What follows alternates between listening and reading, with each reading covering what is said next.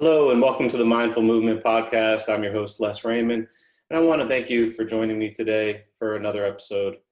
Today we have a special guest, someone that I was introduced to a few years back. I think I originally listened to him on the Ben Greenfield podcast, and it was interesting because the topic was grounding, and in my experience through, off and on endeavors in yoga practice and meditation, I heard the word grounding and always attached like a kind of a spiritual concept to it, like this idea of connecting with the earth and the energy of Mother Nature, really.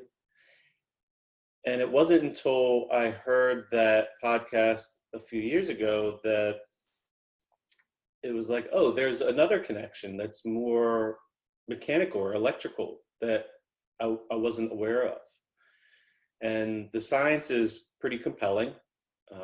We're gonna link in the show notes to opportunities to explore the science more closely. Today's talk is with a man by the name of Clint Ober, who has a terrific story about how he kind of accidentally fell into the discovery of this electrical connection that we have with the earth and the importance of it.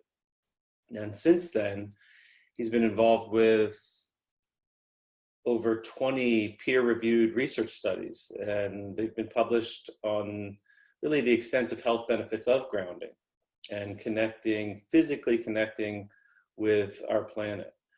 And they've showed impressive improvements in just a long list of ailments, whether it be just general inflammation or sleep or pain or like joint stiffness, blood circulation, blood pressure, cortisol, stress levels, mood disorders, whether it be depression or anxiety or general fatigue, even things like blood glucose and blood viscosity, which is really interesting.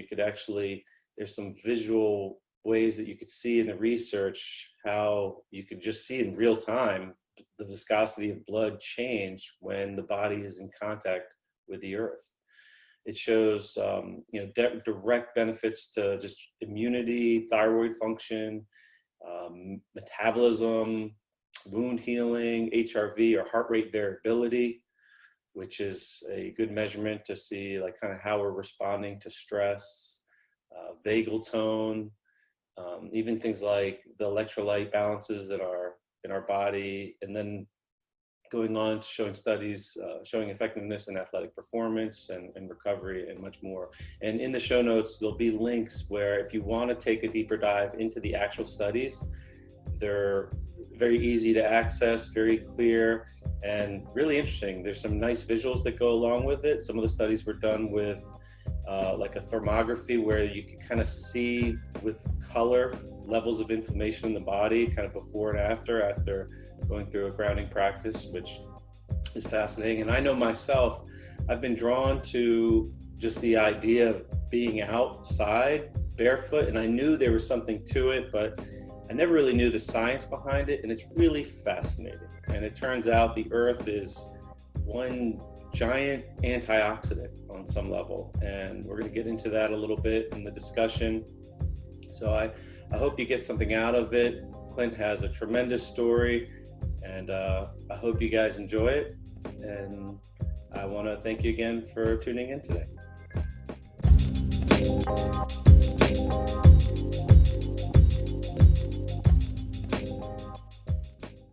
Hello, I'm Les Raymond with the Mindful Movement Podcast. Thanks for joining me today for another episode. I'm really grateful for the audience that's listening today. We have a special treat for you today. We have a guest coming in from California who arguably has one of the most important discoveries of our time. His name is Clint Ober. Clint, please say hello to the Mindful Movement audience. Hello, everybody. It's a real privilege to be here with you, Les, and to visit with your following. I understand it's pretty large and a pretty motivated group of folks. Yeah, we are very thankful that you're joining us. Your discoveries have had a big impact on my own journey. a big part of our channel here is self-healing and really empowering folks to take a bigger role in their own sense of well-being and really directing their own show. And your work really lends to that concept beautifully. And you have a beautiful story. I've already heard it. I'm sure you've said it many times, but for our audience that doesn't know about it yet, if you can, Clint, just take some time and get us up to speed on kind of how you got here and Okay. a little foundation about your little story, and then we'll get into maybe the science behind it and how folks can integrate practices to help them in their own lives. Okay. Well, first of all, I kind of grew up in Montana area, where it's kind of a very rural, you know, I'm 75, I'll be 76 in 6 weeks, something like that. Anyhow, but so when I talk a long time back, but I grew up in Montana and in kind of a rural area, and spent a lot of time in, you know, in the pasture chasing cows, and some of my best friends growing up were Native Americans. So I had a very earthy environment. And I often tell a story about, I was told when I was very young, I was a cowboy. Now, not like on TV, but you sit on the horse and you watch the cows. All you do is ride the pasture. And if you see a cow that's got glassy eyes or not acting like the rest of the cattle, then you take them out of the herd, put them in a pen, then you go out and ride the pasture and make sure the weeds aren't there's no noxious weeds coming up. Grass is not too short. The water's okay, not a dead animal upstream, because something in the pasture made that cow sick. And the whole concept is if you keep the pasture pristine and clean, then the cows will be healthy. Then we can take them to the bank, or we can take them to the market and cash them out and make a living for the winter. If not, then you have to throw the keys in the air and give them to the banker and the vet and tell them that we're out of here, you own it. and so I always kind of grew up with that prevention model, that if there's something wrong, there's something wrong in the environment. So this is innate in me from the time I could get on a horse, which was very young. And so anyhow, I spent a lot of time in that environment, but in my early work history, I discovered the cable television industry. And it really appealed to me because where I lived in Billings, Montana, there was 2 TV stations, a right and a left, and all they did was argue about politics and all the craziness that goes on. But I really fell in love with cable because you could see something going on in a distant city. At that time it was only Helena or Casper, Wyoming, but eventually so I was just so intrigued with it. I loved the industry because it just opened. It was an eye on the world. You could see that you were part of a bigger world. But anyhow, I spent 30 years in that industry. It was quite interesting, but I could talk for hours on that, but I won't. Anyhow, but the main thing in that industry is you have to ground everything to the earth. Every time you take a wire and take it into the home, you have to ground that wire, the jacket of that wire, before it can go into the home, in order to prevent fire and to reduce noise, and just a safety feature and all of these things. But anyhow, so for 30 years in building and working on an industry, ground is a very important thing to us. And in fact, I even started a company called Telecrafter Corporation that did nothing except nationally. They went from town to town, in dozens of towns at a time. And all we did was we'd build the cable systems, then we'd put all the drops into the homes, ground everything, and make sure everything was perfect, clean, that there was no noise on the cable, all of these things. And so anyhow, but I spent 30 years doing that. And then in the latter part of that time, the computers were starting to come along. And I started looking at the computer. And I remember buying every computer that ever came out, the first ones. You could barely remember the names of some of them, but the Commodore 64 on up, the Apples and so on. But anyhow, one day I looked at the computer and I said, that's a TV set without a signal. because everybody plays with it for a while and then it ends up in the closet. And to do your checkbook on it, that was kind of a joke back in those days. But anyhow, I ended up getting involved in putting together a nice,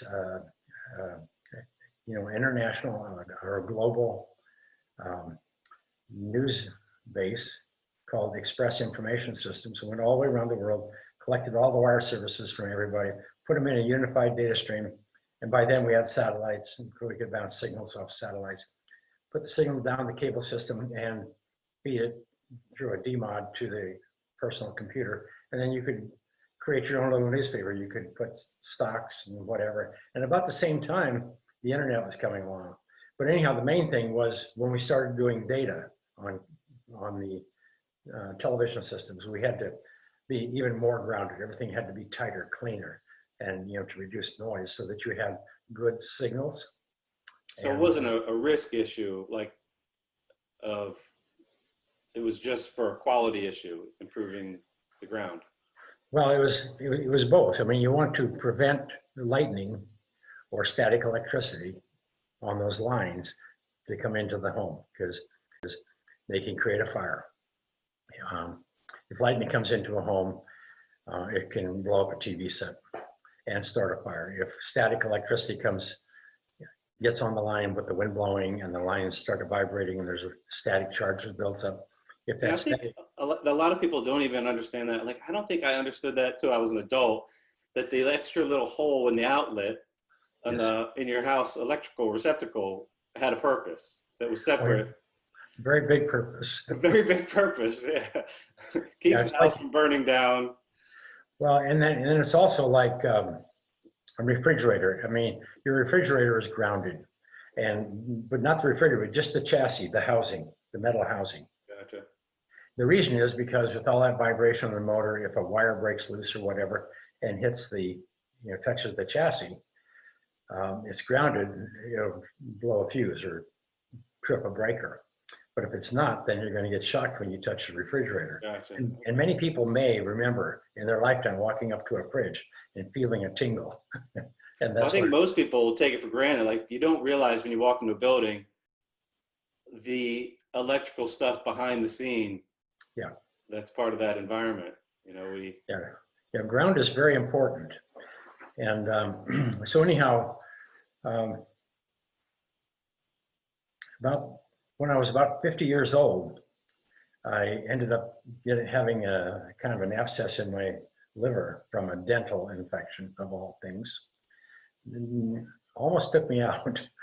But after I recovered from that, I went home one day, and it was quite an event. But after I recovered, and I kind of didn't want to go, because it was a near-death experience. I mean, I was 50 years old, and I kept going to the doctor because I knew something was wrong, and they thought I was hepatitis, and they thought it was something else. I kept doing all these tests, and I kept getting sicker and sicker and sicker.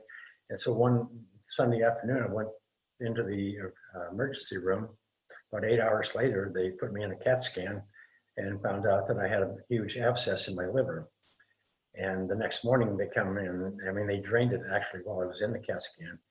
And the next morning they come in and said, okay, we have some good news and bad news. The good news was they figured out what it was. The bad news was that I was young enough to get a new liver and I was healthy enough, but you just can't get a new liver. You have to, but I didn't have enough time, they said.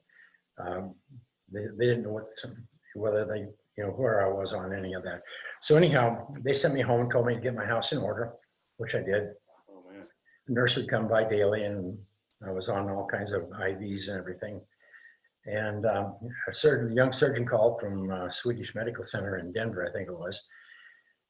And they said that they wanted to do some experimental surgery. So they went in, and I said, I have any option here, let's do whatever.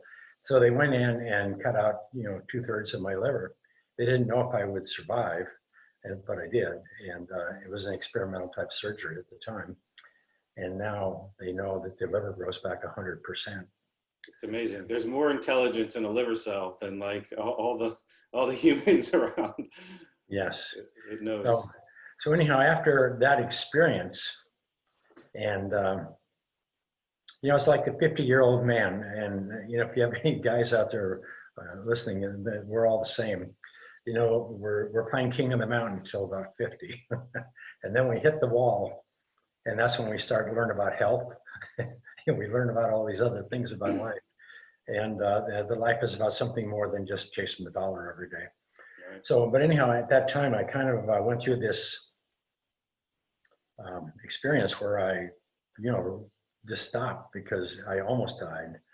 And I didn't know what would have happened to everything that I had accumulated, all the things that I've done, but I knew I wasn't taking any of it with me. And I knew what my kids they would take this and that, and the rest of it would go to charity or this, or heaven only knows what. But who wants all the junk that I accumulated over, all those years? It takes up space in the mind. Yeah. Unnecessarily. Yeah. So I just went through this feeling that, like I didn't really ever own this stuff. It owned me, and all I did was accumulate it, buy a house, bigger houses, and put more things in it. And I took care of all these things. My life was about taking care of these things. And then when you die, they go. So I just went through this kind of an epiphany thing where I didn't want to own anything. I just wanted to get everything and push it away. I just didn't want to own anything. And I even gave a company away. I did everything. I never went back to work. And I took about 4 years after that, and I just went and drove around the United States, spent a lot of time in RV parks in a small RV. And I just kind of I didn't want to go back to work. I didn't want to make my life about money. I wanted to do something more significant than just to make a buck. And about 4 years later, I was down in Key Largo, Florida, and sitting on the bayside looking out at the bay one night, and I just had this urge come over me that, it was kind of like nature. I mean, like the earth was talking to me. This is something I would have picked up when I was a child, Native American, because everything there is connected, and it's all, there's spirits. I mean, there's energy, there's knowledge, there's, I don't know how to say it. But anyhow, so I was just sitting there, and I had this urge come over me that I had to go back west. And so I went in the RV that night, and I wrote on a piece of paper, become an opposite charge. And I didn't think too much about it. And to me, that would have been, go poke people, stir them up, get them excited. And then a few minutes later, I wrote down status quo is the enemy. I had no idea, but I still have that yellow tablet that I wrote that on. And so anyhow, the next morning I went up and packed everything up, and I took off, and I stopped to see a couple of my kids on the way, and ended up back in kind of California, and went there for a while. Didn't feel comfortable. Went back to Tucson and looking for a place to land. Then I said, well, I'm from Montana. Maybe if I go up to Flagstaff, they got pine trees and snow, and it feels more home. So I went there. And on the way, it was getting late at night, and there was a little RV sign, so I went and pulled in, and it was in Sedona, Arizona. And I pulled into and parked next to Oak Creek, a nice little campground. And I woke up in the morning, I looked around, and I said, I'm not leaving here. This is like living in a national park. So I spent about 2 years there. And this is all solo? You're by yourself at this time? I'm sorry? You're by yourself during this? This is solo? Yeah, yes. And my kids, I would see my kids. I had family and friends all over the place, but but in the RV, I was traveling by myself. But while I was there, I started, I just didn't really have any place to go, but I felt comfortable there. So I started meeting some of the locals, and I ended up they have a lot of art galleries there, and I have a huge art collections. And I started visiting them, and they were so poorly lit, and the presentations of the art was so, just you had to wear a baseball cap to see the art. But anyhow, I went in and I befriended a few of those people through the Chamber of Commerce, local Chamber of Commerce. And I ended up, for sport, because I didn't really have any money, but I would go in and do specialized lighting for events, for they have somebody famous come to town and do an art show. I would come in and light it perfectly so that everything, if people would walk in, they go, whoa, wow, you know, they just appreciate the art more than anything. But at that time, I started taking lights down, putting lights back up. So I started getting more involved with electrical again. But I was playing with a computer one day there, trying to get some order in for somebody or something. And the computer kept crashing. So I thought, well, I realized that it was static electricity because every time I would touch the computer, it would get a glitch. And so I put a piece of copper tape across the desk where I was at, because the computer didn't have a ground at that time. So I put a piece of copper tape across the front of my desk, connected it to a wire, and connected it to the outlet ground. Then I would touch that before I would touch my computer, and it worked perfectly. This is back in 98, 99, so a lot of people don't remember the computers didn't work very well back then. So you were grounding yourself and then touching the computer? I would just touch the copper to discharge myself. Gotcha. It's kind of like static electricity, like electrostatic discharge in the ESD industry. It's like if you're working on software and chips or anything electronic, you always have to ground yourself before you touch a chip. Otherwise, the spark will burn the chip, destroy it. So anyhow, I started playing around with it and fixed it, did whatever I was doing. I went outdoors afterwards, and I sat down on a bench, and up pulls this big old tour bus.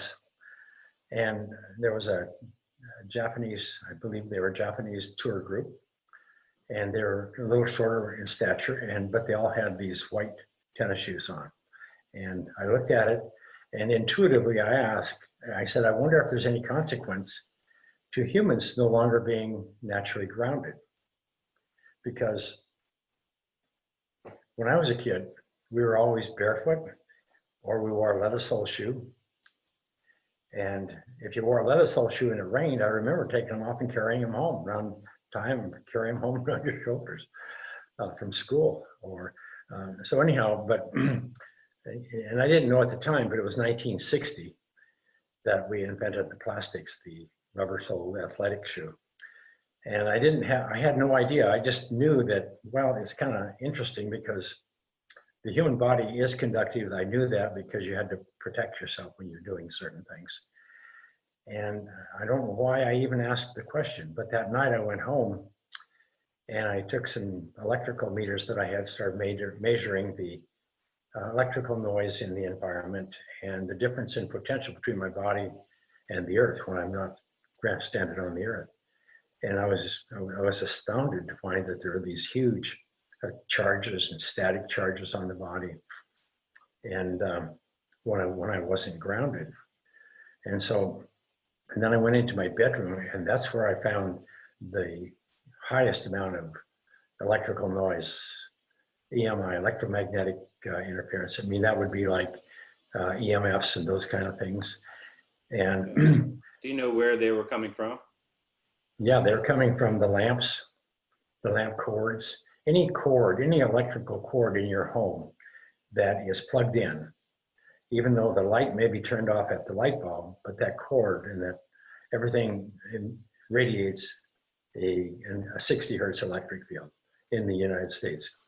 More importantly, the wiring in the walls behind at the head of when they built your home, an electrician comes by waist high and drills the holes waist high. And then they run the wires back and forth to the outlets and up and down to the switches and the lamps. So then you bring your bed and put the wall board up, you bring your bed in, put it up against the wall, and you put your pillow down. And so now you're sleeping with your head within 6 inches of a bundle of Romax in the wall because it's waist high to the electrician. Okay.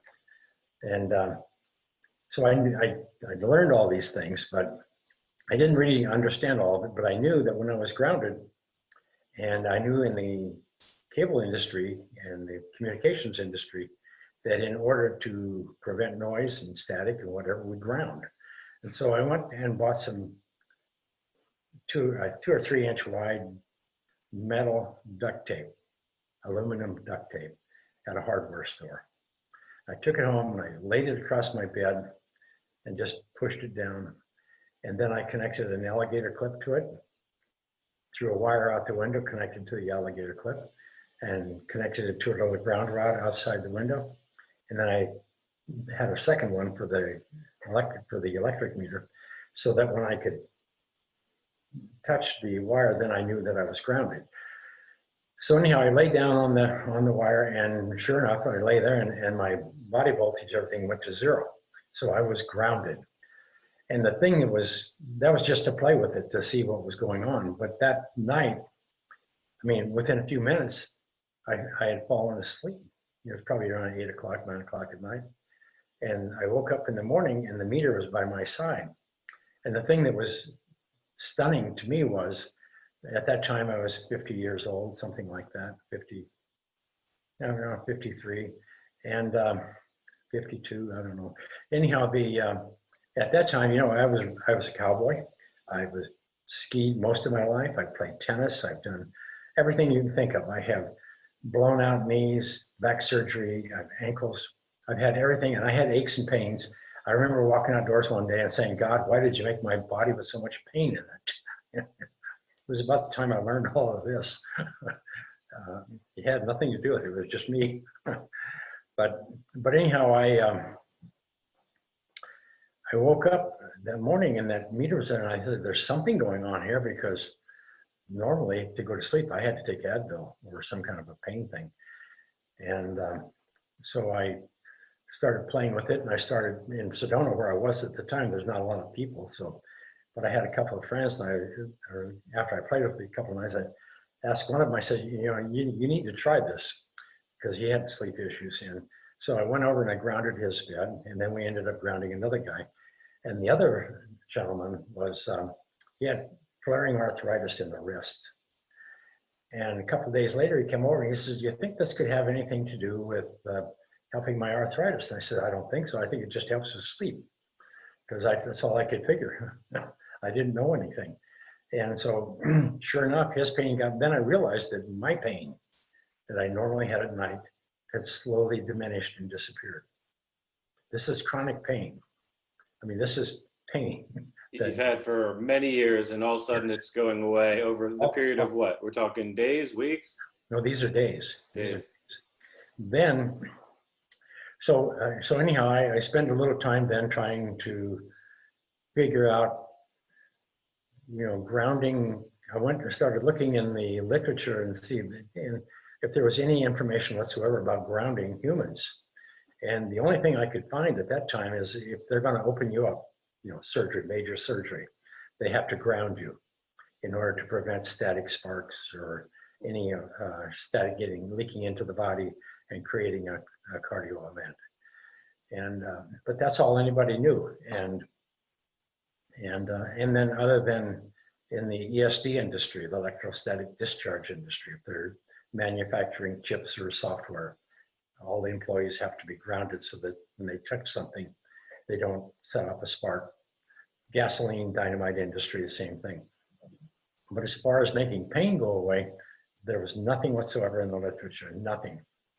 And I kept working on this, and one day I realized, in talking to these others, I said, this is very real. It's the same for all of us, and all we're doing is sleeping on this tape. And so I couldn't find what I wanted, so I thought, well, I'll go out to UCLA out in California, because that's one of your bigger universities. I think that's the biggest medical university. No, that was Irvine. But anyhow, so I went out there and started talking to them. And first of all, they told me, I said, you know, you expect us that somebody's going to drive a nail in the ground and tie a wire around somebody's toe and they're going to sleep better? And they said, get out of here, you're nuts. But anyhow, we all became kind of friends afterwards. But I didn't understand anything about biology, and much to my surprise, doctors and medical people and researchers understand very little about electrical, and especially the environment. They know nothing about the electrical environment. So anyhow, I had to end up doing my own study. A couple of the students there at UCLA gave me a little bit of guidance and told me how to set it up, how to organize it, how to write the papers up and everything. And then we hired a nurse to help us. And so I went out and I made some 1 foot wide by 2 feet long felt pads, and I put some conductive fabrics on top of them. And then so for the test, people were going to sleep on that for a month. And it was under the sheet. It connected to a wire outdoors. And 30, there were 60 people, 30 of them were grounded and 30 of them were placebo effect, controls. And then as we got everything organized, then we had all the pads made up, everything. Then we had found that, went out and tried to get subjects. I went to the rheumatologist and the doctors first. They said, get out of here. We're not going to give you any of our customers. And so I had to end up going out and finding my own subjects. And one day I was at a beauty salon getting a haircut. And I heard one of the ladies talking about sleep or pain or something. And afterwards I went up to the owner, and after I got my haircut, and I said, you know, I'm getting ready to do a study and I need about 60 people who have pain and sleep problems. And she says, honey, I can get you all of them you want. And so I ended up getting a bunch from her, and then I went to a couple other beauty salons and picked up the rest. And so we ended up pulling together 60 subjects. And the thing that was most interesting, and this is probably the most important part of my whole little discovery, was in doing that first study. And this was just an anecdotal study, because what everybody told me is you have to have more information. You know, you have to have a wider group of people than you 3 guys. And you need to give us more information so we have something more to go on. And so it was an anecdotal study to ask about sleep and pain, and there's about 10 or 12 questions, and it was very simple, but it was all geared to energy and, you know, those kind of things. But so anyhow, I went out. I mean, they took all 60 of the pads and they had them in a glass bowl or whatever, and then they would assign them one at a time, and then I would go out and install them. I was the only one that knew whether it was a good pad, a working pad, or a non-working pad. So I would take them out and set them up, install them, and then the nurse afterwards would go out and take care of everything else. So I went to one house on one day. I had usually did 2 a day. I went to one house in the morning, and it was an older gentleman, about 80 years old, and he had cardiovascular issues. I mean, he had diabetes. He had everything wrong with him you could think. And but I went in to ground his bed, set everything up, and I always measured the environmental electric fields, or, you know, a bit of the static and stuff in the bed. But anyhow, so I went into his bedroom, and here's his bed up against the wall. It's an adobe home. There's no electrical on the exterior walls where his bed is. The only lamp is across the room, so there's no electric fields. There's no static electricity. This is a brick floor home with, you know, mud walls. And it was a very nice one. I mean, it was probably $1 million home.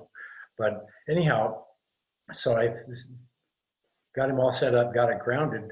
And when I measured him, I said, you know, this is tragic, because I'm giving this guy a working mat, but he doesn't have any electric field, so I'm not going to get any results from this guy. And then that afternoon, went over across town in Ventura, California, and grounded a lady who was probably in her 80s, and she had flaring arthritis in both wrists. She was sitting there in a rocking chair, and I think she was on pain pills, but anyhow, she was not in very good shape. So, but her son was there, and I was talking to him more than her. And so we went into the bedroom, fixed up the bed so that it was grounded, brought her in, and she couldn't hold the meter like I would normally, so I could test the voltage and stuff. So I put an electrode patch on her hand, and on one hand, connected it to the ground. Another one connected to the meter, so I knew when she was grounded. Now I disconnect the one going to the ground, and so I know what the voltage was in her, so I can measure the voltage on her body. And in the process, I was talking to her son, and all of a sudden she said, well, you know, this one's working really well, but this one over here is not working. And I said, I'm not sure, it's not meant to work yet. But anyhow, what she was saying, the one that was connected to the ground was working, reducing her arthritic pain. This was like less than 5 minutes. Well, that's crazy. And so I switched them around. So this one is connected to the earth, and sure enough, same thing. But what was interesting was the electric fields in her home. She had metal lamps. She had more electrical stuff around her bed than anybody I had ever seen. And she had the highest level of electromagnetic fields, electric fields that I had seen probably ever. And I thought, well, we're going to get really good results out of this lady. And so I went home, went on about my business, and I did learn at that time that by putting a patch on the hand, if you have arthritis, the pain goes away in 5 minutes. And 20 years later, it happens every single time with every single person. Oh, wow. And so we had that going. So then about a month or so later, when they started collecting the data from these subjects, I remember looking at the names of them because I couldn't forget them. And I looked at them, and his results and her results were identical. They slept better. They had significantly improved sleep, significant reductions in pain, and a host of other small things. And I said, well, this doesn't make any sense because she had the worst electric fields I'd ever seen, and this fella had none. So I said to myself, there's something wrong. So I went and tested everything because we had all the pads from the returns and everything. Sure enough, I mean, the pad, there's no way. I mean, everything was working perfectly. And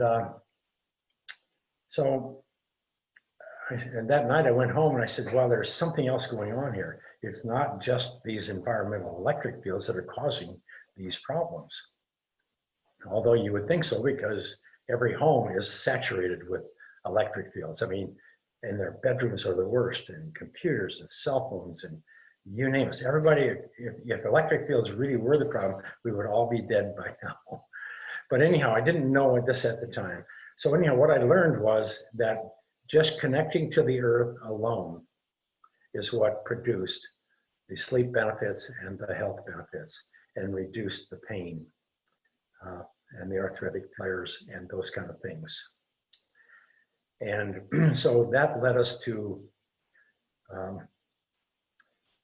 led me to doing a lot of research. And then I recognized that it's just the earth alone. So I started studying the earth, which I knew what ground was. I knew it had a negative charge, but nobody ever gave it any thought. But a negative charge, negative means, the word negative means no charge, let's say, for simplicity. But it has an abundance of free electrons that can quickly move and reduce charge. It's like lightning. Here's a flash of lightning. Those are electrons from the earth going up and reducing a positive charge in the clouds. And so it's kind of like we have a positive charge in the body when we ground. It just, at the speed of light, it reduces that inflammatory charge. I mean, because it's electric. I think people don't realize we're essentially like a walking around battery. I guess we're always converting electrical energy to mechanical energy. Yes. On some level. And so the earth is always negatively charged. Is that just primarily from lightning hitting it? And is that where it gets its negative charge? Well, it's photons, electrons coming from the sun constantly. Gotcha. It's like, if you think about sunlight, for instance, I mean, most people think, heat comes from the sun. There's no heat coming from the sun. The only thing that's coming from the sun is radiations, electrons and photons. And what they do when they hit the body, they excite the electrons in the body and create heat or anything else. And so anyhow, part of it is coming from it's the photons, electrons coming from the sun. Then when they hit the earth, and a lot of them are absorbed by the earth, that's what warms the earth. I mean, that's what excites the electrons on the earth and creates heat and creates warmth. So the earth always has this abundance of negative charge, basically endless supply of electrons. Yes, as long as there's sunlight. As long as there's, okay. Okay, now we do get, we have what they call the global atmospheric the global electrical circuit, which is electrons evaporate, evaporation, about noon or before noon to about 2 o'clock. Then in the afternoon, after 2 o'clock, it starts cooling down a little bit. So then we have condensation. So then you have the clouds build up, Right. and in the process, you have an imbalance. The free electrons in the clouds are pushed to the top, and the positive electrons are at the bottom. So then the Earth is negative. So if once there's enough charge, then there's a welling up of electrons on the Earth, and then there's enough to equalize the amount of opposite. You need an opposite amount of equal amount of opposite charge in order to reduce a positive charge in the cloud. So anyhow, it's automatic, it's nature, but the Earth is negative about 20 millivolts, let's say. Could be 50, depending on where you're at and what you're doing. But that's not very much, but it's just enough that you can make one statement. And it's the same one in the communications, the electrical industry. Why do we ground things to Earth? Everybody thinks it's primarily electrons going to the Earth, electricity going to the Earth. It's not. The electrons that make up the copper in your home are the same electrons that were on your copper the day they put it in. Those electrons don't go anywhere. All that happens is they become excited 60 times a second. They go up and down. And that's what lights the light bulb or creates the energy that makes the motor turn. So, but anyhow. So how do those electrons, so a little context here. So we evolved whatever in contact with the Earth for, hundreds of thousands or millions of years. We have this constant connection. All the other plants and animals always have this constant connection. And then at some point over the last century or so, we found a way to disconnect through both our artificial environments, our dwellings, our houses, our buildings, and the things that we put on our feet.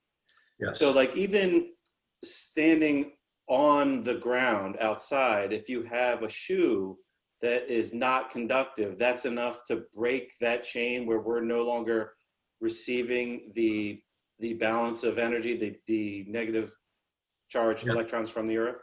Yes. Think like a copper wire with a jacket around it, like a light, the lamp cord, an electrical cord. It's got a little jacket around it, the copper. That's enough to keep it from shocking you. Yeah, it's the same thing. Rubber soled shoe is like putting on a rubber jacket. So it's fascinating how you kind of stumbled into the discovery. The science a little bit from a health perspective. I guess, I don't know, maybe a health nut or something. I'm always like curious, how could we improve the way we use the minutes of our day to design a healthier lifestyle, essentially. Right. And then I like to share that information with others so we could all benefit. Right. And I know that grounding has a big impact on me. We're in like the meditation field, which that word is thrown around a lot in meditation as a sense of energetically, almost spiritually, like getting settled and down to earth and getting connected and rooted in.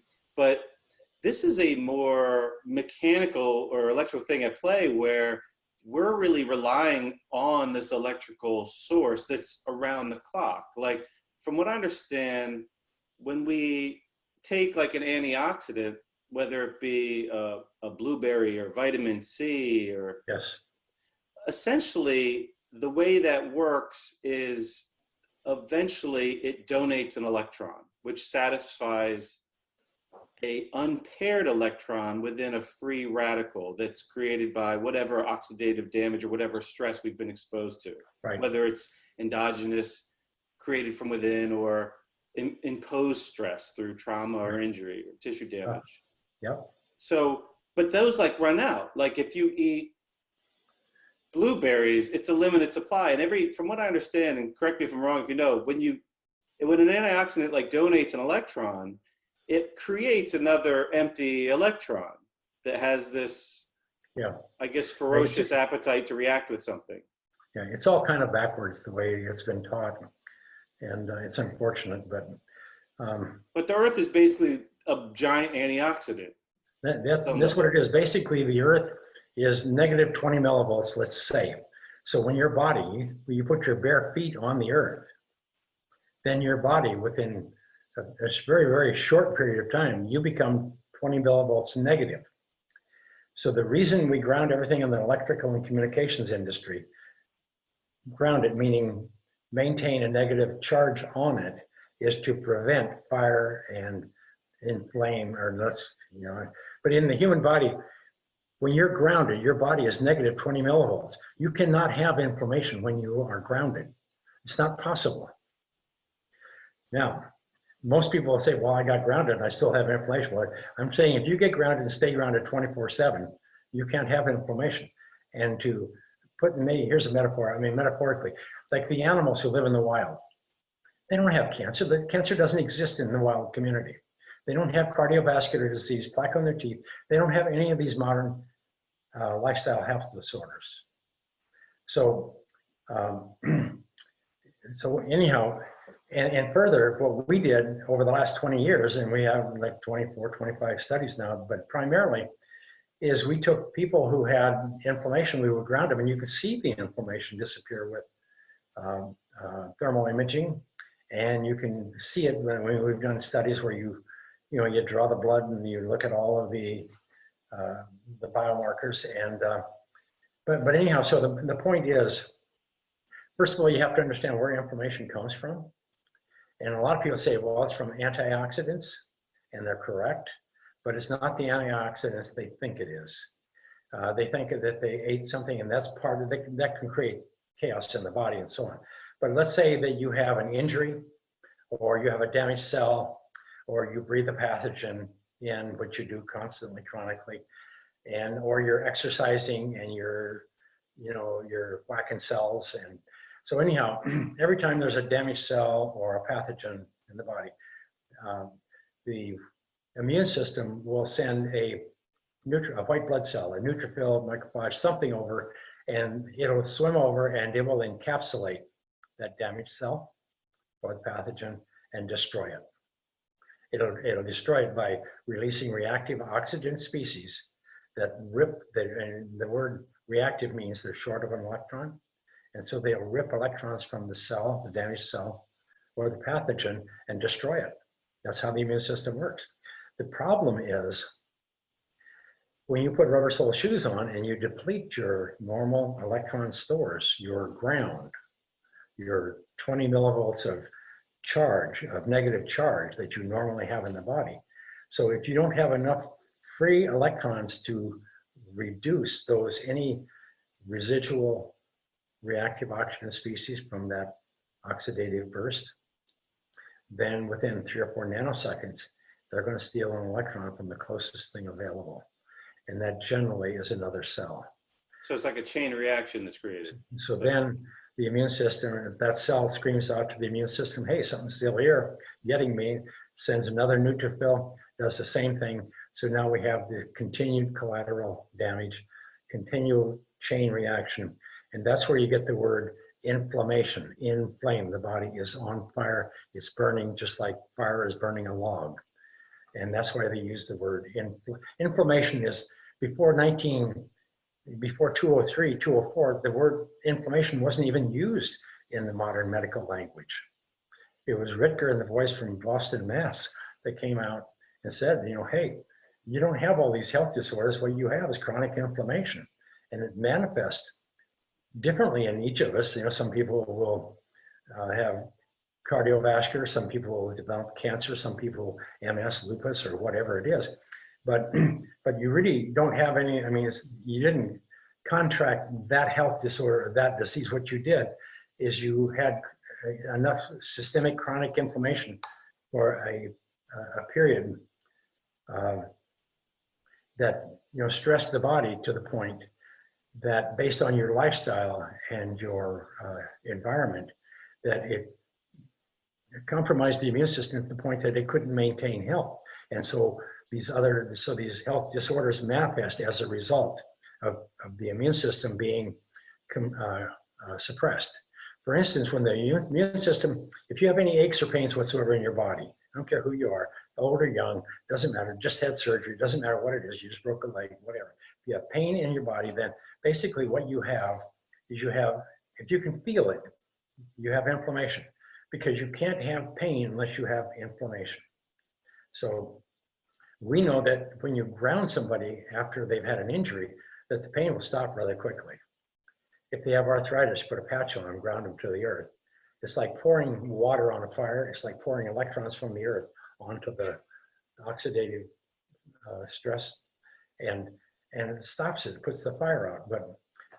But the point is, and by the way, you got the listeners, if you want to see some of these studies, we're going to link this in the show notes, and you'll be able to see, they did, what did you call it?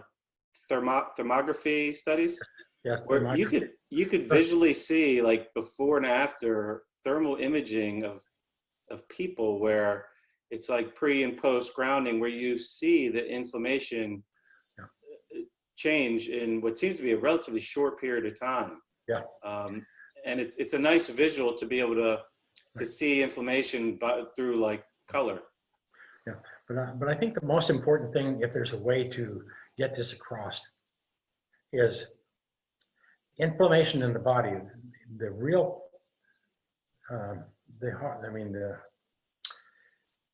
when your immune system is busy fighting inflammation that it is creating, when it's got a chronic feeding, a chronic inflammatory situation, what you've done is you've suppressed the immune system, so the immune system can no longer do what it normally does. Because you can't have hardly any of these modern health disorders if your immune system is 100%. So the only real disease we have today is immune deficiency, or immune dysfunction. Yeah, compromised immune system. So so if you have pain, you have inflammation, you have all these things, then what are you doing in your life that's causing this? What is interfering with your immune system's ability to maintain your health? Now, it can surely be not eating properly or doing lots of things. Right. I'm not saying that this is the only thing, but what the most important thing is your immune system. So by grounding your immune system, you're putting the fire out, and so the immune system can go back to normal, to functioning normally. When it's grounded, it doesn't have to worry about not having enough antioxidants, because there's an endless supply. When you're connected to the earth, there's an endless supply. I guess that's the difference, that abundance of supply that's always there to stop the loop from continuing, to keep acute inflammation from dragging on to chronic inflammation, I guess. Yes. Yeah, the main thing, it's about acute inflammation. If you don't, it's like, for instance, if you have an injury and you get that hot burning pain, if you ground it, all of a sudden that hot burning, or what we call Vicodin pain, that doesn't exist for more than a couple of minutes. Then all you have left is that nice, it's not nice, I mean, it's comparatively speaking, it's nice. There's some tissue to clean up and heal. Yeah, but there's another set of pain there that says, don't bother me, leave me alone, protect me. All right. But it's not that hot burning, flaring Vicodin type pain. Gotcha. So you don't need pain pills if you can find a way to get grounded. So, and let's talk about that. So I guess ideally you're outside and you're barefoot all day, and that's unrealistic for most people. Yep. So when you have an opportunity, and I try to make it a point multiple times a day to go outside and ground, and I'll tell the audience what I personally notice from just the active grounding. I describe it as, it's like the nervous system sighing. It's in a couple minutes, it's as if there's just this like settling down, like a calming on a neurological level, and it feels very positive. Right. And I love it. I mean, I noticed that the more I do it, I've been doing it for a few years now, like I crave it.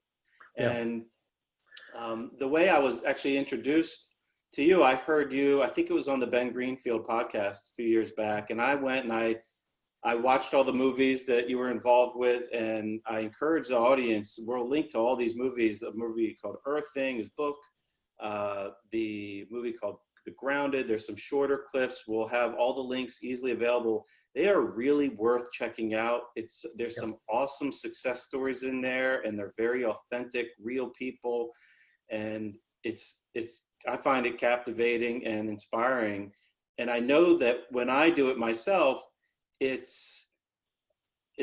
feels like real medicine, like legit old school medicine that helps you live better. And I really appreciate it. But I guess the challenge is, because of the artificial environments and lifestyle that our culture is put into, you can't be grounded all the time. And what I love about what you've done, I guess you're involved with a company that allowed people to bring grounded into their home in a way that we could apply it to our lifestyle without a lot of without throwing wires or without getting involved with wires and long metal rods. But and I guess the place to really take advantage of most is when you're sleeping. I guess when you're sleeping is where you have all these restorative processes going on in the body.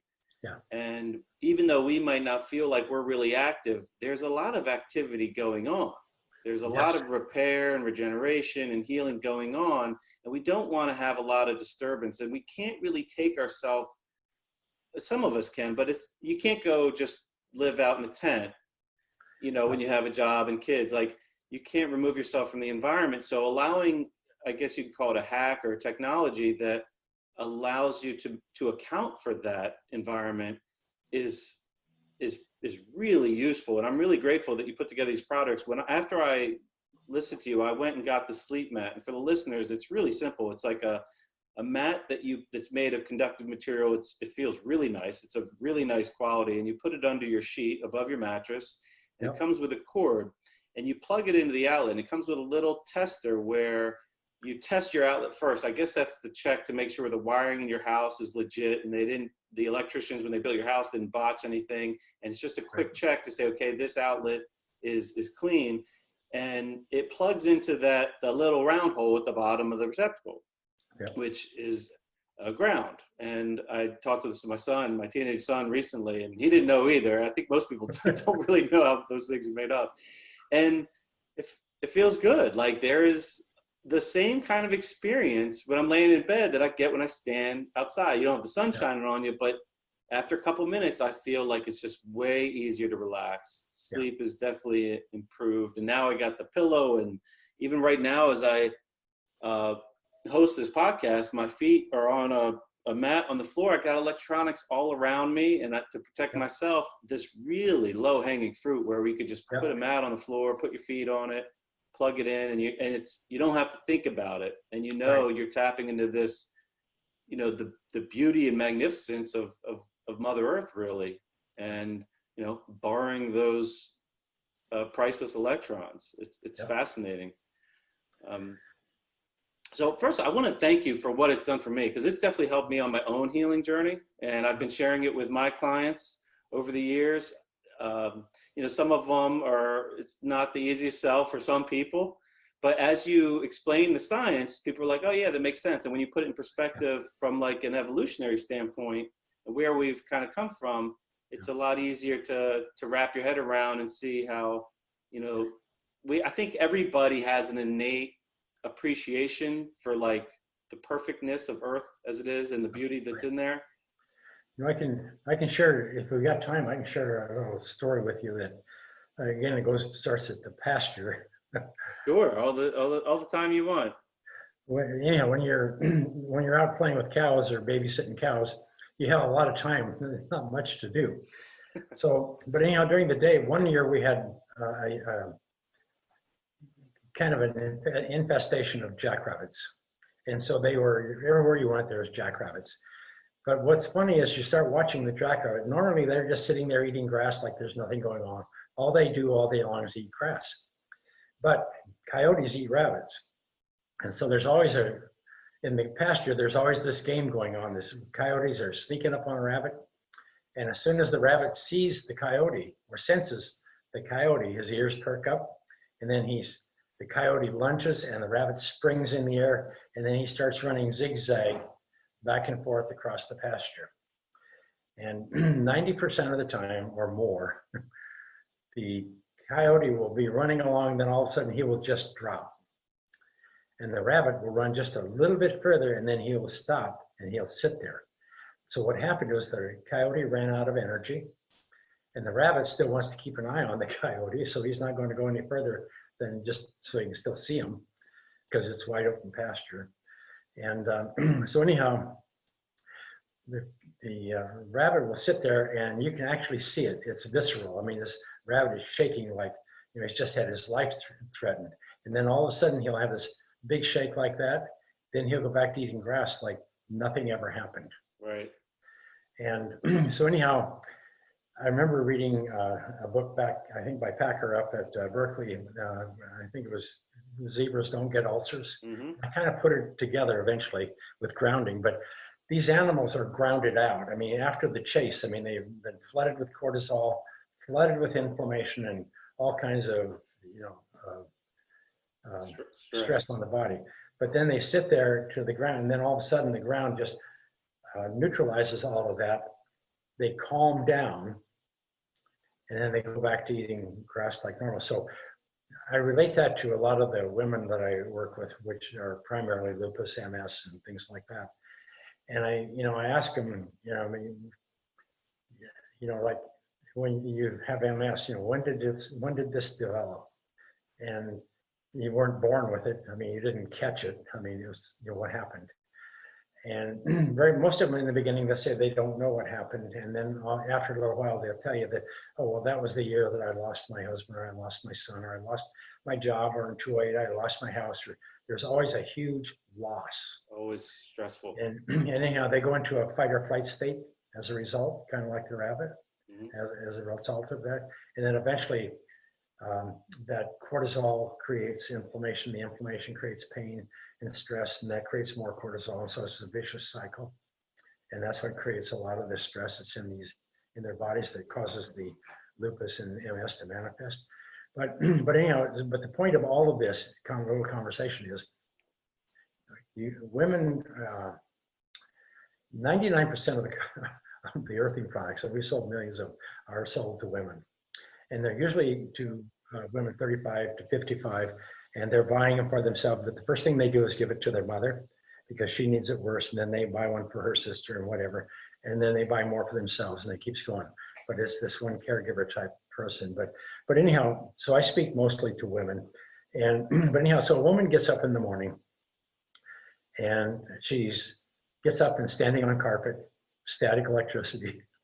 And then she runs to the kitchen, taking care of the kids or the family or the husband, getting them off to school, doing all this stuff. And so everything's kind of a fire drill half the time in the morning. And then everybody leaves and she gets to drink a cup of coffee. Then it's time that she has to go to work or whatever. The phone rings or she goes to the mailbox. So anyhow, all of these things are coyotes. She's got 100 coyotes all day long attacking her. And her cortisol, her fight or flight goes off. Every time you have a fight or flight response, your cortisol goes off, and your parasympathetic is recognizing the threat. Your sympathetic, and your parasympathetic is over here trying to modulate that and to allow you to cope with it and quiet you down enough that you can deal with it before you run or fight. And so what happens is they don't ground any of this out. They don't ground out like the rabbit. So they end up living in a chronically elevated sympathetic state. Their adrenals become exhausted because the adrenals are based on hormones, and it's a limited supply. And so that's why people have adrenal fatigue, all of those kind of things. And so it's this. So the point of this is, if you can't do anything else, at least once or twice or 3 times a day, go outdoors, kick your shoes off, stand on the sidewalk if you have to, or sit in the backyard on a chair, put your feet on the patio or on the grass, or go for a walk in the park barefoot. But you've got to ground out this stress, this cortisol, this fight or flight, and calm down the sympathetic. Because what happens, and you mentioned it, as soon as you get grounded, what happens? The skin resistance drops, and so you can actually see all of this on charts. But anyhow, so the the body discharges, just like that rabbit. It just discharges, and then your respiration changes, your blood viscosity changes, everything changes, and then you can breathe. And then the main thing I try to tell all of them, I said, no matter how mad you are, no matter how much anger you have in your life, or whatever happened, and so on, you can't be angry, you can't be mad, you can't be mad at anybody when you're standing barefoot in the grass. It just won't. It doesn't happen. Yeah, I know what you mean. It feels good.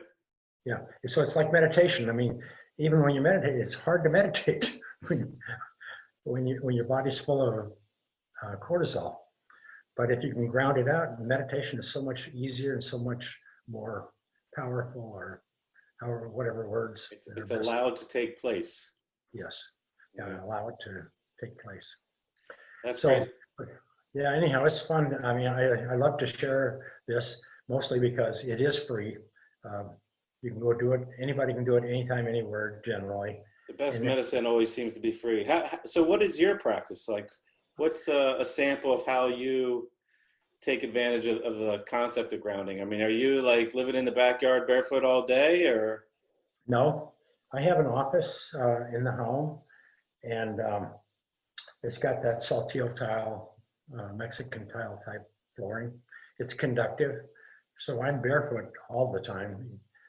So if a house is built, if you don't have, let's say, a basement, you can have a grounding, like, are some materials that are used for floors or patios, are those conductive? Like, or do you don't have to go out on the grass per se? Yeah, no, if you have a concrete slab floor home, then if you put down a stone type tile or material and use stone grout, that's just like standing on the earth. Oh, great. That's good to know. Yeah. So anyhow, I'm grounded probably 90% of the time, maybe 95, but I sleep grounded. I have for 20 years. And I'm so thankful because I don't have that pain. That's amazing. And you're 75, you said?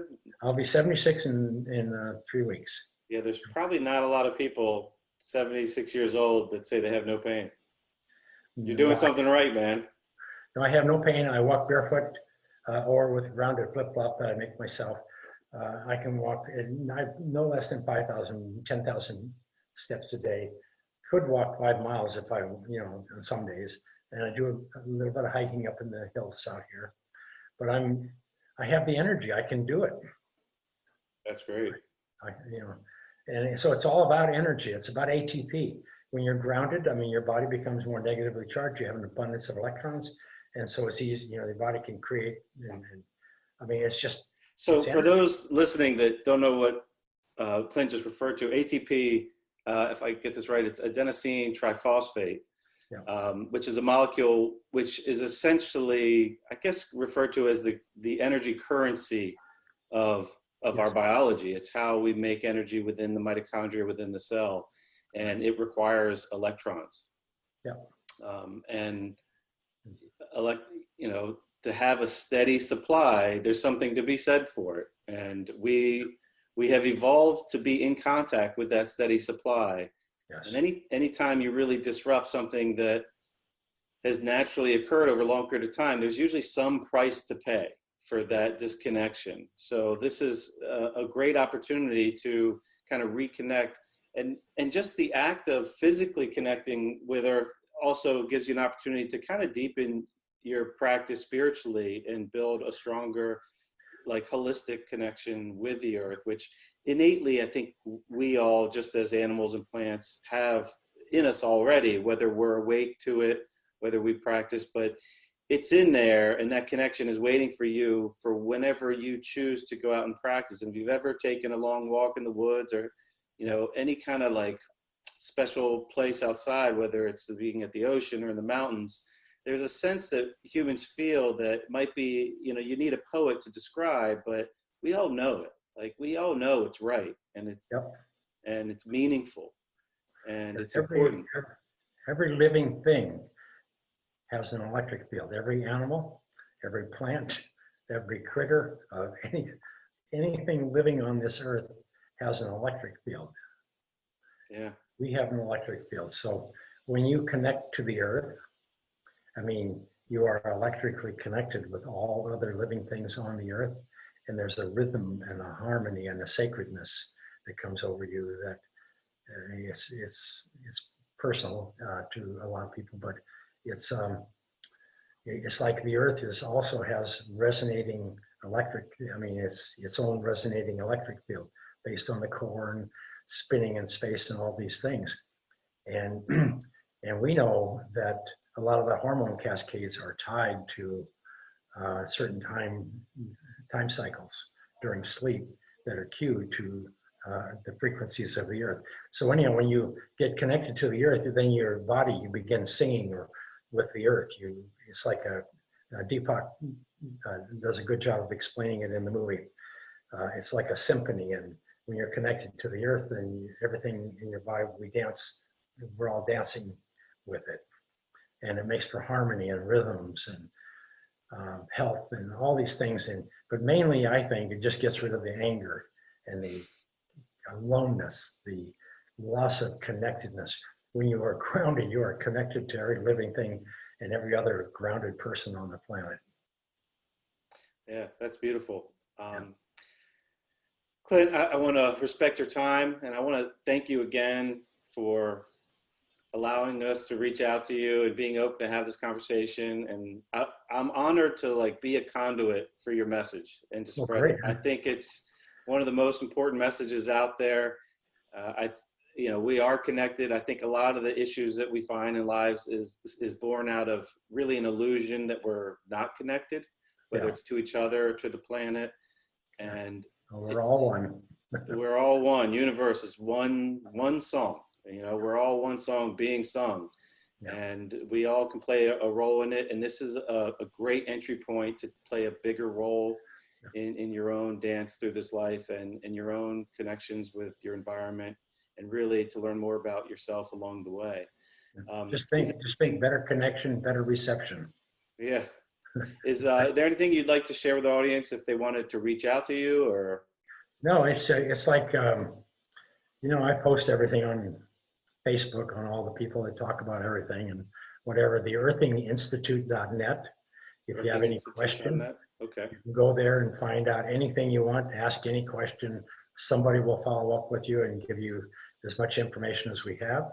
Great, and we'll provide all the links necessary in the show notes for you listeners so that you could connect if you'd like. And if you want to try out any of the really amazing products that are really well priced and really easy to hook up, we'll make that easy for you. I highly recommend it. It's cool. And if you're not ready to take that deeper dive, then just start practicing going outside, get those feet on the ground, and then let the community know what you notice. And we could all learn from each other. Yeah, these handful of products that we have they were all accidental because we needed to design ground planes in order to do our studies. And then everybody wanted them. So I try to tell everybody, you can have them in any color you want as long as they're black. It's kind of like the Model T Ford. These are very early, but the future, these are mechanisms for people to learn and experience grounding. And because the future, we have to rethink how we build our homes. Right. If ground is is what maintains our immune system stable, then we have to build ground into anything sit, sleep, or walk. Your chairs, the fabrics, the mattresses, the beds. We're sleeping on foam mattresses. All that does is create static electricity all night. But we've got to ground everything in order to maintain our immune system, so that the business of the future of the next 40 years are going to be of younger people latching on to this and saying, oh my goodness, people need this, people need that. And then they will go, and grounding is kind of a value added. If you're going to make a couch, then use some conductive fabrics. They're beautiful. But you just have to add value to what already exists, and everything has to be replaced anyway, over periods of time. Right. Every mattress on the planet is replaced every 8 years. So, by the way, I'd like to, if it's okay, I'd like to just share a quick personal experience, which actually led to this interview. So I've been using a grounding mat on the bed for a while now, and recently, a couple weeks ago, I had a building hygienist come out to the house. And it was a follow-up to mold remediation that I had a couple years ago. There was like a warranty with the remediation.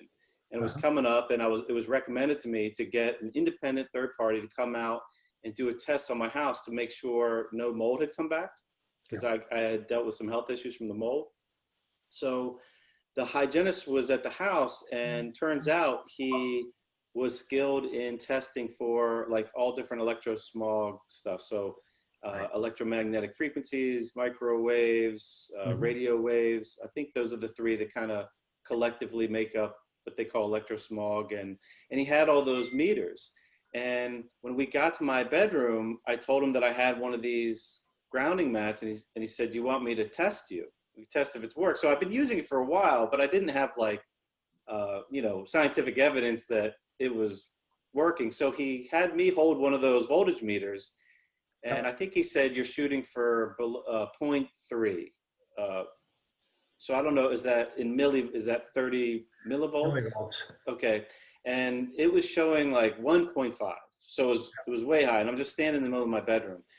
And then I got on bed, and this is like above the blanket, above the sheet, above the mat, and it dropped down to 0.2. Right. And so I was like, oh, that's cool. It was like evidence. And then I reached over and I unplugged the grounding mat, and it shot up to 5. Right. It was way high. Like being on my bed was the worst place to be if this thing wasn't plugged in. And then I freaked out, of course, and I went down the hall and had them test both my kids, and they both tested high. So I called the company and said, I let them know about the test that I had just done and that it was pretty neat. And I want more mats. I want them for my kids. Like I couldn't sleep at night. I couldn't let my kids sleep at night knowing those numbers. So I went ahead and ordered those, and I ordered the pillows too. And I was actually surprised. I was pleasantly surprised that adding the pillow made a difference from just the mat. And I don't know if it's just more electrons or that they're directly coming into the head. I know the brain is a very active area when you're sleeping. Maybe that proximity to the location means something. But 80% of the activity of your use of energy at night is brain. Yeah, it must have something to do with that, because these last couple of weeks have been the best sleep I've had. Sleep has been troublesome for me for a while, for a few years now, and it's been the best sleep. And I'm really grateful for your work in allowing that to take place, that eventually it could come into my household and help me and my family. So I'm grateful for that. And well, hearing that is what gets me up every morning and keeps me going. You don't get tired of those stories, huh? No, it's like I told people in the early days. I said this is more a humanitarian effort, because you got to take care of the younger generations, and we have to educate the moms and help as much as we can. And this is free medicine, and it's not, the pads aren't a pad isn't going to do anything for you except connect you to the earth. It's an extension cord. So it's the earth that produces these results and these benefits. And that allows your body to just do its own healing. The body already knows how to heal. You just got to give it what it's meant to have. Yeah, so anything I can do, if you ever have any questions or whatever, let me know. Thank you. I might take you up on that. And maybe we'll have you back again sometime. Again, I thank you. And the audience out there, I really thank you for taking the time, for listening. If they get a chance, watch the movie, because it tells a better story than I do. You got to watch the movie. It's so well done. And I really appreciate you having that resource for it. And we're going to make it real easy for all of our listeners to connect to that. Okay. Super. And I hope you have a terrific day, Clint. Hopefully we speak again sometime. Yeah, same to you. All right. Namaste. Well, I hope everybody enjoyed that interview today. I sure did. I hope you got some value out of it. To me, grounding is really an integral part of my lifestyle, and I find it to be tremendously beneficial. And in an ideal world, you know, we're always in contact with the ground, or for a large percentage of our life, and that's not realistic these days with just the artificial environments that we live in and all the man-made stuff that we deal with. And what's nice about the work that Clint has done, that there's this really beautiful company that's been born out of it. and it's called Ultimate Longevity. And they allow you to really take part in the benefits of grounding while you're inside. It's just unrealistic with our schedules to stay in contact with the ground outside. So they found a way to bring the ground inside, which, you know, some people would argue the most important time to focus on would be during sleep, and they have some outstanding products that are really reasonably priced, and they put together a nice package for our listeners where you could get this stuff in your home and start reaping the benefits soon. So we're going to link in the description how you could easily learn more about those products. And by the way, all the clinical research done that we've linked to on this topic was all done with indoor devices. So it wasn't really feasible to control the studies, I guess, while being outside. So all of it is the same type of devices that this company offers that you could have in your own home. So the research is there. I do encourage you to check it out, or if you just you know, don't need any more evidence and want to go for it, then check out Ultimate Longevity and give their products a try, and then share with the community what you notice, that, you know, the benefits that you notice from those products. I personally am a big fan, and I would recommend them, and I encourage you to check them out. If you found value in this episode, please share it with someone else. And if you haven't subscribed yet to the podcast, then please do. And I hope you guys enjoy your day, and I thank you again for your listening.